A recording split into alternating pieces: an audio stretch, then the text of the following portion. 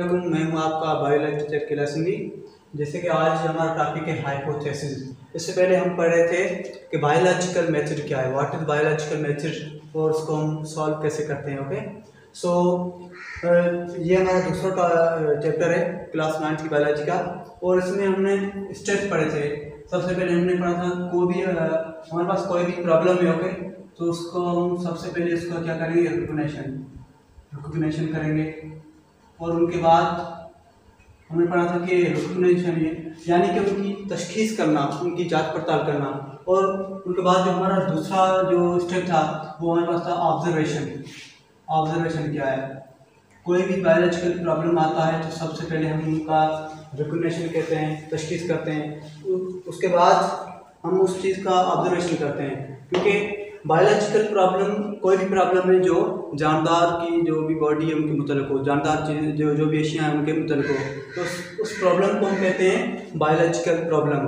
और उनको सॉल्व करने का जो भी हमारे पास तरीका है, जो मेथड है, उसको हम कहते हैं बायोलॉजिकल मेथड। सो सबसे पहले हमारे पास अगर कोई भी बायोलॉजिकल प्रॉब्लम आता है तो उसको सॉल्व करने के लिए हमारे पास डिफरेंट फैक्टर्स होते हैं, मीन्स हमारे पास डिफरेंट स्टेप्स होते हैं। उनके तहत ही हम किसी भी बायोलॉजिकल प्रॉब्लम को सॉल्व कर सकते हैं। सो अगर हमारे पास कोई भी प्रॉब्लम आता है तो उनके लिए सबसे जो पहला स्टेप हमारे पास वो है रिकॉग्निशन, यानी कि उन जो भी क्वेश्चन है उनको तशखीस करना, उनको समझना। और उनके बाद दूसरा जो हमारे पास स्टेप है वो है ऑब्जर्वेशन, उनका मुशाहिदा करना, जो हम प्रीवियस लेक्चर में हम इनका जो भी लेक्चर था वो हम रिकॉर्ड कर चुके हैं। और आज हमारा टॉपिक है वो है हाइपोथेसिस क्या है। हाइपोथेसिस, इसको हम बोलते हैं मफरूज़ा क्या है। ओके, सबसे पहले मफरूज़े को समझने के लिए हमें ये ज़रूरी समझना चाहिए कि ऑब्जर्वेशन क्या है, क्योंकि हम ऑब्जर्वेशन पढ़ चुके हैं। ऑब्जर्वेशन क्या है? ऑब्जर्वेशन हम कहते हैं किसी भी चीज़ को देखना। Okay, to see anything with carefully, किसी भी चीज़ को गौर से देखना, हम उसको क्या कहते हैं, ऑब्जर्वेशन कहते हैं। अगर हमारे पास कोई भी प्रॉब्लम है, हम कहते हैं कि भाई ये पेशेंट है जिसको मलेरिया है, सो हम सबसे पहले देखेंगे कि मलेरिया की वजह क्या है, यानी कि उनकी तशखीस करेंगे, उनका ऑब्जर्वेशन करेंगे, और उन जो भी डिजीज़ है उनके बारे में हम डेटा कलेक्ट करेंगे, यानी कि उनके बारे में जो भी मालूमात है उनको हम कलेक्ट करेंगे। ओके, उनके बाद हम एक स्टेटमेंट बनाएंगे। ओके, उस स्टेटमेंट को हम कहते हैं ऑब्जर्वेशन। सो ऑब्जर्वेशन नहीं, हाइपोथेसिस कहते हैं। ओके, सो हाइपोथेसिस क्या है? It is a tentative statement.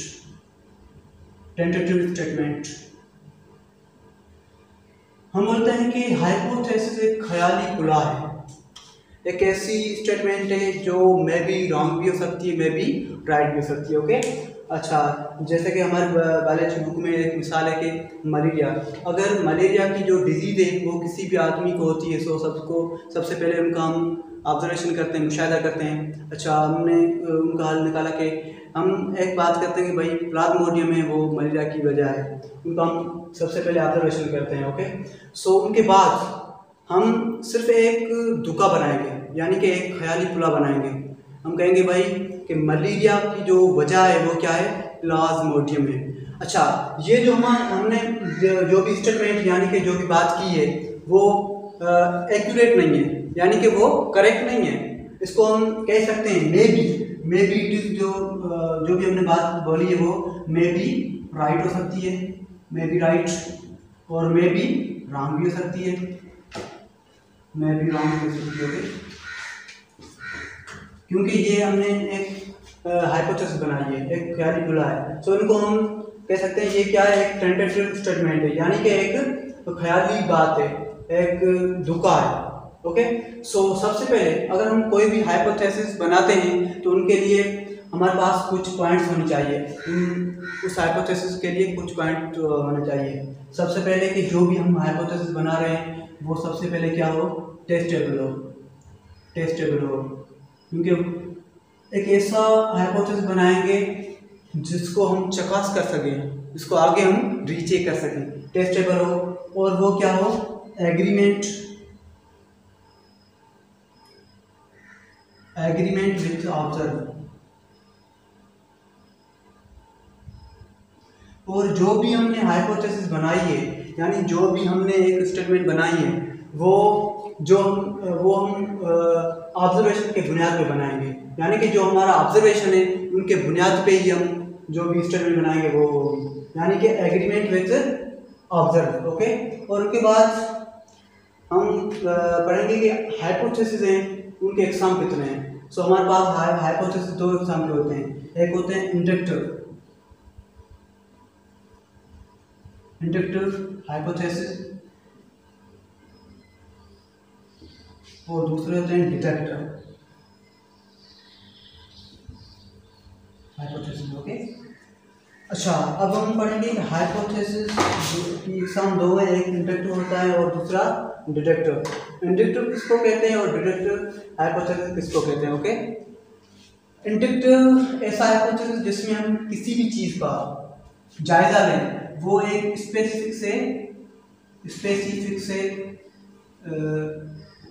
Specific to general हो, और जो हम डिडक्टिव बोलेंगे वो जनरल टू स्पेसिफिक हो, जनरल टू स्पेसिफिक हो। ओके, यानी कि हम जो भी स्टेटमेंट बना रहे हैं उसमें अगर हम किसी भी स्टेटमेंट को, किसी बयान को स्पेसिफिक से लेकर जनरल की तरफ ले जाते हैं तो वो हमारे पास जो हाइपोथेसिस होगा वो होगा इंडक्टिव। और अगर हम किसी भी डिडक्टिव को अगर जनरल बात से हम स्पेसिफिक बात की तरफ ले जा रहे हैं तो वो हमारे पास होगा डिडक्टिव। और हाइपोथेसिस के बाद हम किसी भी बयान का डिडक्टिव करते हैं, क्योंकि जब हम हाइपोथेसिस की बात करते हैं तो हमारी जो भी बात है वो मे बी 50% सच हो सकती है, 50% सच हो सकती है। अगर हम उस बात का एक स्टेप बनाते हैं, यानी कि उसको करेक्ट करने के लिए एक डिडक्टिव बनाते हैं, तो वो मे बी 50 से 80% तक वो एक्यूरेट हो सकती है। तो इसलिए हम किसी भी हाइपोथेसिस का डिडक्टिव बनाते हैं, क्योंकि उस हाइपोथेसिस को मोर एक्यूरेट बनाने के लिए हम क्या करते हैं, उनका एक डिडक्टिव जनरल पॉइंट बनाते हैं। क्योंकि वो हमारे हमने जो भी बायोलॉजिकल प्रॉब्लम है उनके हम जो भी स्टेप्स पढ़ रहे हैं और उस मसले को आगे हल करने के लिए हमारे पास एक एक्यूरेट पॉइंट होनी चाहिए। ओके, एक एक्यूरेट मेथड होना चाहिए, इसलिए हम हाइपोथेसिस को आगे राइट करने के लिए हम डिडक्टिव बनाते हैं। ओके, सो आज हमारा टॉपिक था हाइपोथेसिस। सो अगले टॉपिक हम पढ़ेंगे एक्सपेरिमेंट क्या है। खुदा हाफिज़।